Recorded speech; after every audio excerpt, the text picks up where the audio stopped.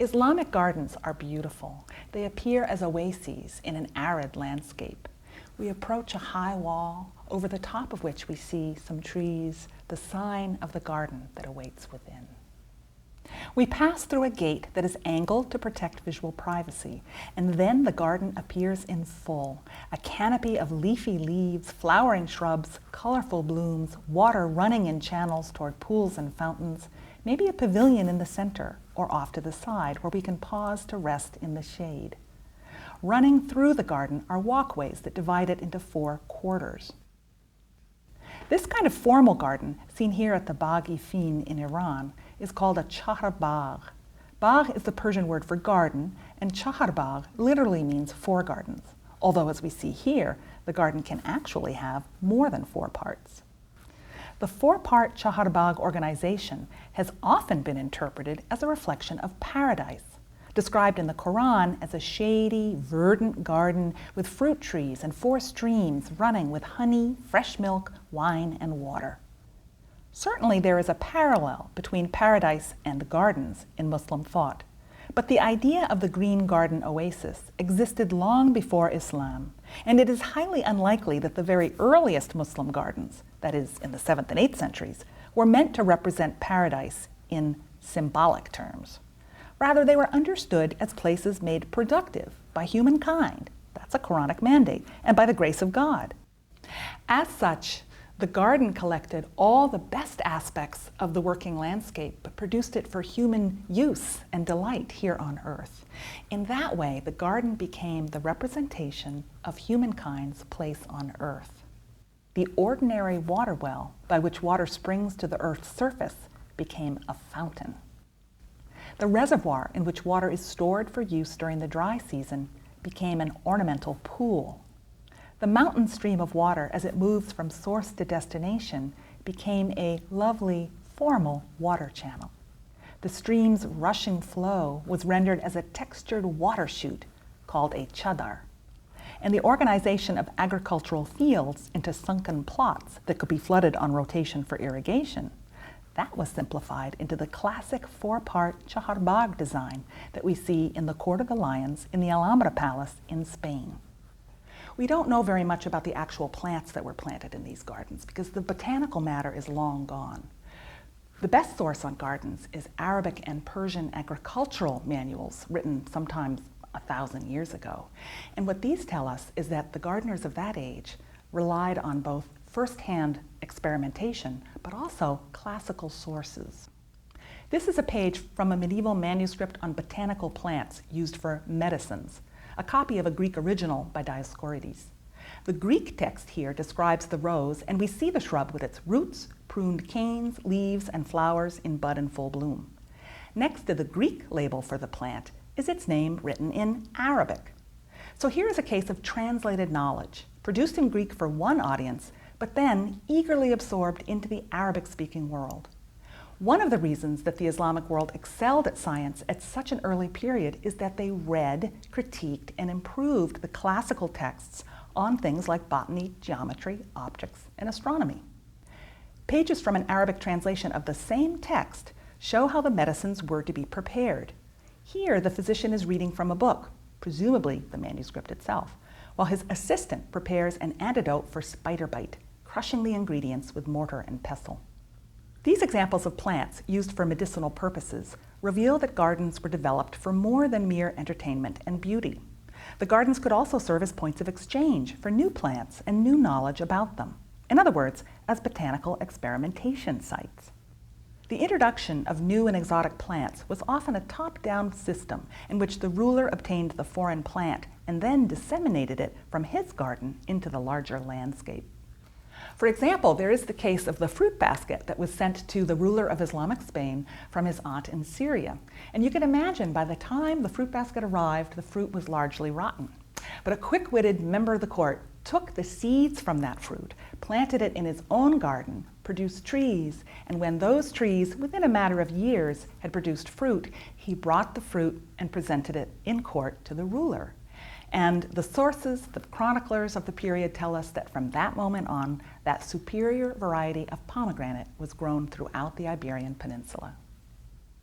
In the Muslim world, a palace wasn't much of a palace unless it had gardens. In addition to the symbolic meaning of the garden as a microcosm of the ruler's territory and the cultivated landscape, the greenery and running fountains actually cooled the environment. The extreme heat of the arid environments where Muslim palaces were often built could be avoided by seeking shade inside thick-walled buildings and under tree canopies. But in the heat, there is nothing as pleasant as a spray of cool water. The water did actually lower the ambient temperature, and psychologically, the mere sound and sight of water is wonderfully refreshing. As an idea, the garden became so popular that it began to appear as a theme in the other arts. In the calligraphy art spot, we see that calligraphy and geometry and floral ornament were used in religious settings where figural imagery was avoided. There, floral imagery hints at the gardens of paradise. This prayer rug from 17th century Isfahan takes the form of a mihrab niche to orient the direction of the worshipper as he or she kneels on the carpet for daily prayer. At the top is an inscription that states the basic credo, "There is no God but God." The frame is filled with a generously blooming lily. The plant points literally forward toward Mecca and symbolically upward toward the paradise that awaits the faithful. In the courts of the Ottomans of Turkey, Mughals of India, and Safavids of Iran, flowers became an important theme everywhere. They appear in tile work, such as here at the Topkapı Palace in Istanbul. They also appear in richly colored stone inlay, as in these column bases at the Agra Fort in Mughal India. The flowers were often rendered with extraordinary detail, capturing the fragile and ephemeral bloom of a tulip or chrysanthemum. Some of the keen interest in these kinds of floral representations may have been because treatises from Europe with detailed botanical prints had been imported by visiting European merchants. It was as if flowers not only filled the gardens, but spilled over onto the buildings, covering the walls and even the floors. There is even a type of rug known as a garden carpet in which not only the flowers, but the entire layout of the garden is reproduced.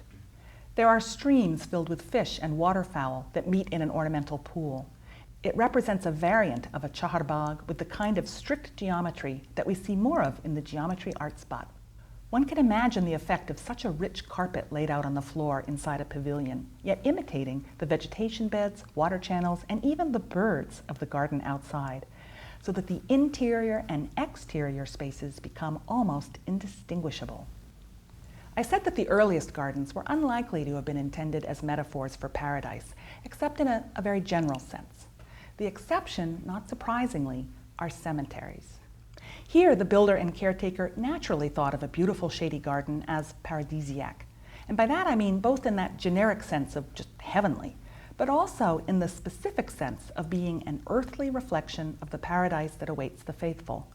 In time, that association of gardens with paradise became ubiquitous.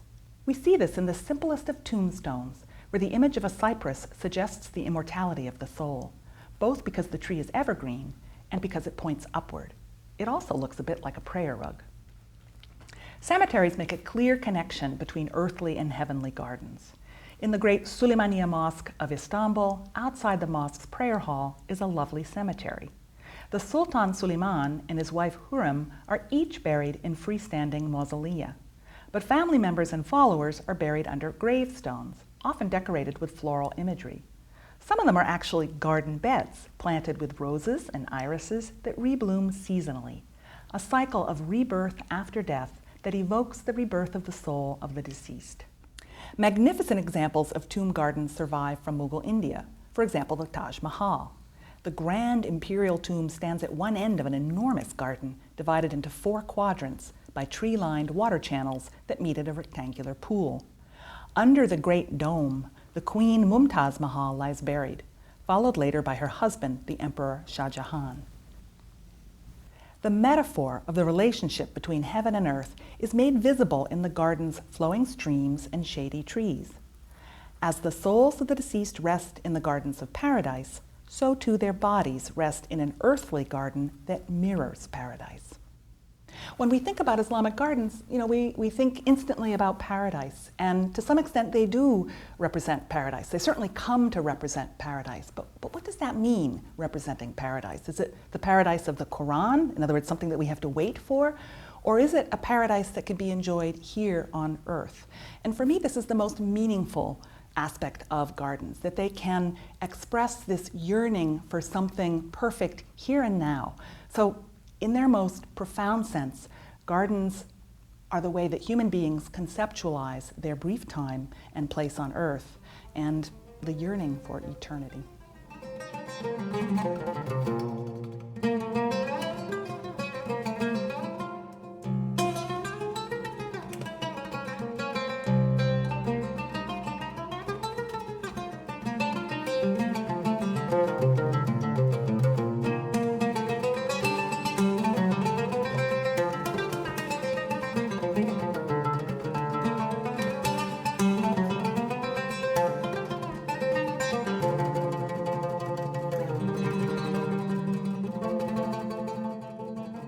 Islamic Art Spots are a presentation of the National Endowment for the Humanities.